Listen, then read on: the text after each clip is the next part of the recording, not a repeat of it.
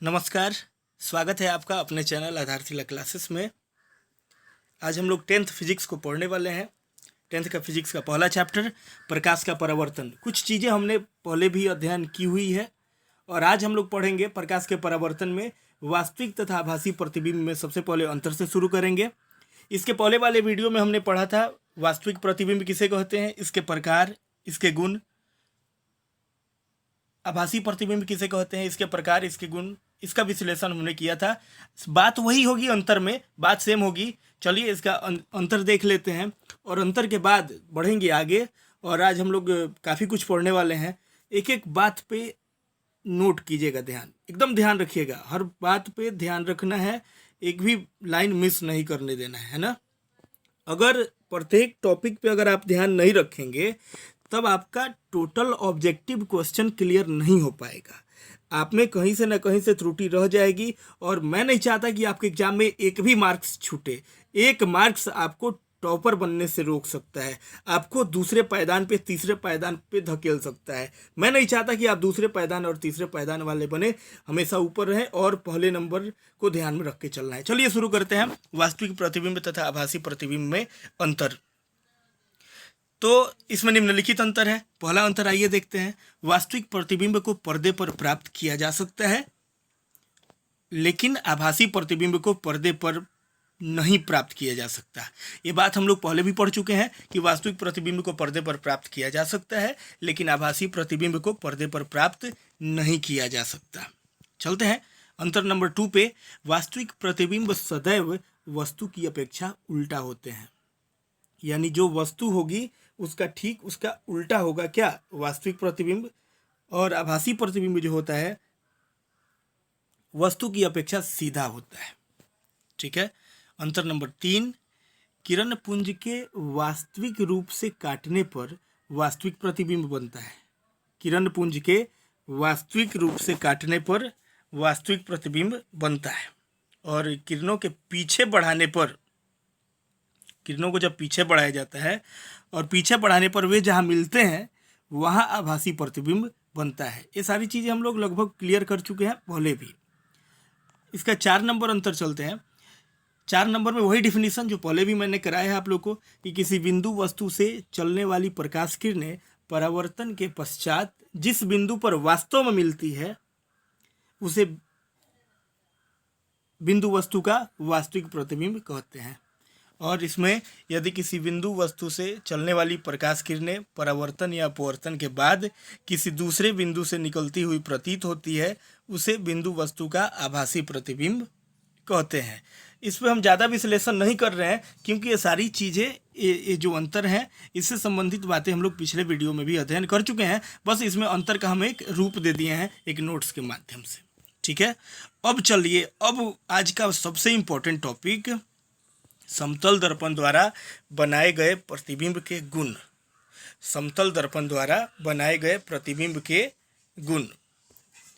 चलिए इसका पहला गुण का अध्ययन करते हैं हम लोग। समतल दर्पण द्वारा बनाए गए, आपके परीक्षा में कैसे पूछेगा पहले हमें बताते हैं। समतल दर्पण द्वारा बनाए गए प्रतिबिंब के लक्षण अथवा गुणों को लिखिए। तो कैसे लिखेगा, समतल दर्पण द्वारा बनाए गए प्रतिबिंब के गुण निम्नलिखित है। 1 नंबर में, समतल दर्पण द्वारा बनाया गया प्रतिबिंब आभासी और सीधा होता है। समतल दर्पण द्वारा बनाया गया प्रतिबिंब आभासी और सीधा होता है। ठीक है। यानी समतल दर्पण में जो भी प्रतिबिंब बनता है वह आभासी होता है और सीधा होता है।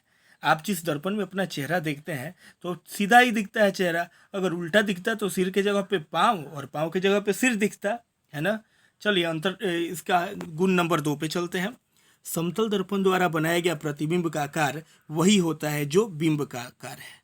कहने का मतलब है कि यदि यहाँ पे एक समतल दर्पण है और इसके सामने एक बिंब रखा गया है यहाँ पे, तो इस बिंब का आकार यदि 6 सेंटीमीटर है तो इसका जो प्रतिबिंब यहाँ बनेगा उसका भी आकार 6 सेंटीमीटर ही होगा, है ना। कह रहा है 2 नंबर में, समतल दर्पण द्वारा बनाया गया प्रतिबिंब का आकार वही होता है जो बिंब का होता है। ठीक है। अब चलते हैं 3 नंबर पे। यदि कोई वस्तु दर्पण की ओर भी चाल से चलती है तो प्रतिबिंब उसकी ओर टू भी चाल से चलता हुआ प्रतीत होता है। यदि कोई वस्तु दर्पण की ओर भी चाल से चलती है तो प्रतिबिंब उसकी ओर टू भी चाल से चलता हुआ प्रतीत होता है, यानी दोगुना। कोई भी वस्तु यदि दर्पण की ओर भी चाल से चले, ठीक है, तो मान लीजिए कि 6 सेंटीमीटर की चाल से चल रही है, ठीक है, क्या वस्तु दर्पण की ओर 6 सेंटीमीटर की, मतलब जो उसका स्पीड है, भी चाल से चले, तो भी की जगह पे हमने क्या ले लिया, 6 सेंटीमीटर की लिखे हैं, 6 किलोमीटर अगर मान लीजिए ले लेते हैं प्रति आवर, तो प्रतिबिंब उसकी ओर टू भी चाल से चलता हुआ प्रतीत होगा, यानी प्रतिबिंब की जो स्पीड होगा उसके तरफ 6 का दुगुना क्या हो जाएगा, 6 का दुगुना हो जाएगा 12, है ना, 12 किलोमीटर प्रति आवर की स्पीड से वहाँ पे प्रतीत होगा। तो फिर से इस बात को समझ लेते हैं कि यदि कोई वस्तु दर्पण की ओर भी चाल से चलती है, कोई भी वस्तु दर्पण की ओर भी चाल से चलती है तो प्रतिबिंब उसकी ओर टू भी चाल से चलता हुआ प्रतीत होता है, यानी जिस स्पीड से चलती है उसका ठीक दोगुना। ठीक है, अब 4 नंबर चलते हैं, चौथे नंबर पे। समतल दर्पण द्वारा बनाया गया प्रतिबिंब की दर्पण के पीछे वही दूरी होगी जो कि बिंब की दर्पण के सामने होती है। ये नोट करने वाला पॉइंट है। कह रहा है कि समतल दर्पण के द्वारा बनाया गया प्रतिबिंब, मान लीजिए यहाँ पे समतल दर्पण है, प्रतिबिंब दर्पण के पीछे वही दूरी होगी। मान लीजिए यहाँ पे दर्पण के पीछे यहाँ पे वो जो दूरी है यहाँ पे है और इसके बीच में गैप है, मान लीजिए 8 सेंटीमीटर का गैप है, तो इसका जो प्रतिबिंब होगा वह भी इससे 8 सेंटीमीटर के दूरी पर ही इसका प्रतिबिंब बनेगा। यानी यदि यह दर्पण के सामने 8 सेंटीमीटर की दूरी पे है तो यह दर्पण के पीछे भी 8 सेंटीमीटर की दूरी पर ही होगा। यानी आप कह सकते हैं कि अगर वस्तु की जो दूरी है, ये वस्तु की जो दूरी यानी बिंब की दूरी है, यदि दर्पण से 8 सेंटीमीटर हो तो दर्पण से प्रतिबिंब की दूरी क्या होगी, तो दर्पण से प्रतिबिंब की दूरी भी 8 सेंटीमीटर ही होगी। ठीक है, यदि वस्तु से दर्पण की दूरी 8 सेंटीमीटर है तो इस दर्पण से प्रतिबिंब की दूरी क्या होगी, 8 सेंटीमीटर ही होगी। लेकिन आपसे यह कहा जाए कि यदि वस्तु से दर्पण की दूरी 8 सेंटीमीटर है तो इस वस्तु से प्रतिबिंब की दूरी क्या होगी, तो क्या कहिएगा, इस 8 को और 8 को जोड़ लीजिएगा तो क्या हो जाएगा, 16 सेंटीमीटर आपका आंसर हो जाएगा। आपके परीक्षा में पूछेगा समतल दर्पण में यदि वस्तु की दूरी दर्पण से 8 सेंटीमीटर हो तो दर्पण से प्रतिबिंब की दूरी क्या होगी, तो क्या बताइएगा, 8 सेंटीमीटर। लेकिन यदि आपसे यह पूछा जाए कि यदि वस्तु की दूरी दर्पण से 8 सेंटीमीटर हो तो इस वस्तु से प्रतिबिंब की दूरी बताएं, तो इस वस्तु से प्रतिबिंब की दूरी ठीक दोगुना कर दीजिएगा, कितना हो जाएगा, 8 8 16 सेंटीमीटर हो जाएगा। ठीक है, चलते हैं अगले टॉपिक पे। समतल दर्पण द्वारा 5वां टॉपिक है, समतल दर्पण द्वारा बनाया गया प्रतिबिंब पार्श्व रूप से भी उत्क्रमित होता है। समतल दर्पण द्वारा बनाया गया प्रतिबिंब पार्श्व रूप से भी उत्क्रमित होता है। तो सबसे पहले हम लोग इसका मतलब समझते हैं कि पार्श्व रूप से भी उत्क्रमित का मतलब क्या होता है। अब एक बात बताइए कि जब आप दर्पण की तरफ देखते हैं तो क्या आपको ऐसे फील नहीं होता है कि जब आप दाहिना हाथ उठा रहे हैं तो आपको ऐसे लगता है कि उधर से मतलब मेरा जो प्रतिबिंब है उधर से बायां हाथ उठा रहा है, ऐसे दिखता है ना। जैसे आप मान लीजिए कि आप हाई कर रहे हैं दाहिने हाथ से तो लगता है कि उधर से बाएं हाथ से कोई हाई कर रहा है, मतलब हम ही कर रहे हैं, ऐसे फील होता है ना। तो इसका मतलब क्या हुआ, इसका मतलब ये थोड़ी हुआ कि आपका मतलब उल्टा बन रहा है उधर, नहीं, आपका प्रतिबिंब सीधे बनता है। उल्टा बनता तब तो आपका एकदम सब कुछ उल्टा उल्टा दिखता। बस ऐसे दिखता है कि आप जब दाहिना हाथ उठाते हैं तो ऐसे लगता है कि उधर से बायां हाथ उठाया जा रहा है, ऐसे फील होता है। तो उसी को पार्श्व रूप से व्युत्क्रमित कहा जाता है। ठीक है, अब चलते हैं 6 नंबर पॉइंट पे। किसी वस्तु का समतल दर्पण में पूरा प्रतिबिंब देखने के लिए दर्पण की लंबाई वस्तु की लंबाई की आधी होनी चाहिए। किसी भी वस्तु का समतल दर्पण में पूरा प्रतिबिंब देखने के लिए दर्पण की लंबाई वस्तु की लंबाई की आधी होनी चाहिए। यानी यदि आपकी ऊंचाई 5 फीट है तो और आप चाहते हैं कि मेरी पूरी लंबाई दर्पण में दिखे, तो दर्पण की लंबाई कितनी होनी चाहिए? 2.5 फीट होनी चाहिए कम से कम। ठीक है। अब 4 फीट का भी दर्पण होगा तो ऐसा नहीं है कि आपकी पूरी लंबाई नहीं दिखेगी। आपकी पूरी लंबाई को अगर देखना हो दर्पण में, तो आपका जो हाइट है उससे दर्पण का हाइट आधा होना चाहिए।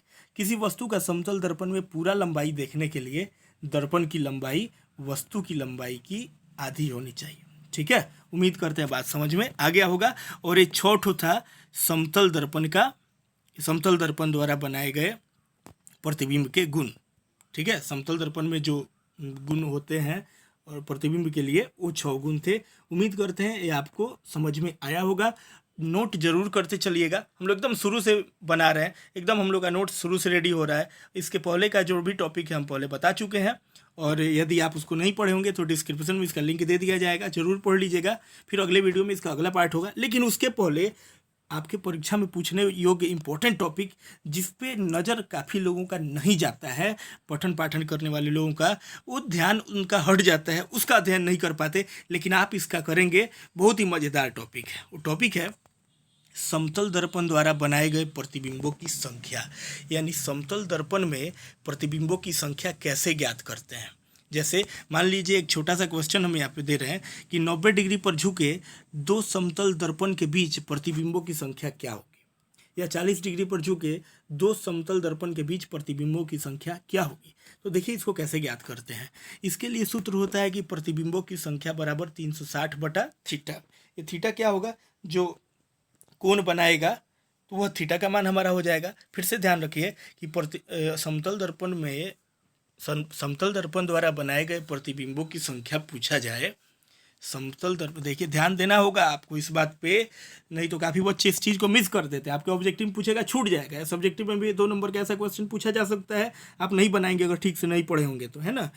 तो इसको एकदम नोट कर लीजिए। इसको आप ऐसे लिख सकते हैं, आप यहाँ पे इसको कह सकते हैं AVB, या इसको आप नाम दे सकते हैं, वेरी वेरी इंपॉर्टेंट, है ना। चलिए, समतल दर्पण द्वारा बनाए गए प्रतिबिंबों की संख्या अगर ज्ञात करना हो तो प्रतिबिंबों की संख्या होता है 360/थीटा। 360/थीटा। थीटा यानी जो डिग्री होगा, जितना डिग्री बनाएगा बटा में रख देंगे। लेकिन आपको 2 बात ध्यान में रखना है। एक बात कि यदि आप 360/थीटा करेंगे और 360/थीटा करने के बाद अगर मान सम आ गया, घटाने पे सम आ गया, तब उसमें से 1 घटा देंगे। नोट नंबर 1 में हम लिखे हैं कि यदि प्रतिबिंबों की संख्या का मान सम संख्या आता है तब उसमें से 1 घटा देंगे। देखिए, बारीकी से अध्ययन नहीं कीजिएगा तो मेरा मकसद भी पूरा नहीं होगा। मेरा मकसद तभी पूरा होगा जब आप बारीकी से अध्ययन करेंगे, आप टॉपर लिस्ट में जाएंगे, तब मेरा पढ़ाना भी सफल होगा। यदि प्रतिबिंबों की संख्या का मान सम संख्या आता है तब उसमें से 1 घटा देते हैं, और यदि प्रतिबिंबों की संख्या का मान विषम संख्या आता है तब वही संख्या हमारा उत्तर हो जाता है। यानी उसमें से कोई घटाव जोड़ करने की जरूरत नहीं है। आइए एक ठो क्वेश्चन के माध्यम से समझते हैं। 90 डिग्री पर झुके 2 समतल दर्पण के बीच प्रतिबिंबों की संख्या क्या होगी। 90 डिग्री पर झुके 2 समतल दर्पण, यहाँ पे आप देख रहे हैं, के बीच प्रतिबिंबों की संख्या क्या होगी। कैसे बनाएंगे? थीटा का मान कितना डिग्री है? 90 डिग्री। प्रतिबिंबों की संख्या बराबर 360 डिग्री बटा थीटा, यानी 360/90 कटने पर क्या आया? 4। तो यह जो 4 है, तो 4 जो है ये क्या है? सम है कि विषम है? ये सम है ना। तो हमने क्या बताया यहाँ पे, यहाँ देखिए, अगर सम होगा तो उसमें से 1 घटा देंगे। मान सम आएगा तो 1 क्या करेंगे? घटा देंगे। तो इस 4 में से क्या करेंगे? 1 घटा देंगे, यानी हमारा 3 राइट आंसर हो जाएगा। ठीक है, 4 में से कितना घटा देंगे? 1, क्योंकि 4 सम संख्या आ रहा है। बात समझ रहे हैं ना। यानी 90 डिग्री पर झुके 2 समतल दर्पण के बीच प्रतिबिंबों की संख्या क्या होगी, तो आपका उत्तर होगा 3। ठीक है, अब चलिए एक और क्वेश्चन देख लेते हैं, डाउट पूरी तरह से क्लियर कर लेते हैं। 40 डिग्री पर झुके 2 समतल दर्पणों के बीच प्रतिबिंबों की संख्या क्या होगी। 40 डिग्री पर झुके 2 समतल दर्पणों के बीच प्रतिबिंबों की संख्या क्या होगी। तो थीटा बराबर 40 डिग्री प्रतिबिंबों की संख्या बराबर 360 डिग्री बटा थीटा, तो 360/40 किए, 40 नंबर 360, 9 आ गया। अब बताइए ये विषम है कि सम है? यह तो विषम है ना। और आपने नोट में क्या देखा था? आपने नोट में ये पढ़े हैं आप कि यदि प्रतिबिंबों की संख्या का मान विषम संख्या आता है तो उसमें कोई परिवर्तन करने की जरूरत नहीं है, हमारा वही उत्तर हो जाएगा। यानी हमारा क्या उत्तर हो जाएगा? हमारा 9 उत्तर हो जाएगा। ठीक है, उम्मीद करते हैं सारी चीज़ें आपके समझ में आई होंगी। कमेंट बॉक्स में ज़रूर बताइएगा कि समझ में आया कि नहीं आया। वीडियो को शेयर ज़रूर कीजिएगा और प्रत्येक 10th के स्टूडेंट को, जितने भी स्टूडेंट्स हैं, सबका बेहतर मार्क्स साइंस में आना चाहिए, टोटल सब्जेक्ट में बेहतर मार्क्स आना चाहिए। इसके लिए हम लोग काम कर रहे हैं और पूरा मन लगा के पढ़िए, समर्पण के साथ पढ़िए। मिलेंगे फिर अगले वीडियो में। बहुत बहुत धन्यवाद। आज के लिए बस इतना ही।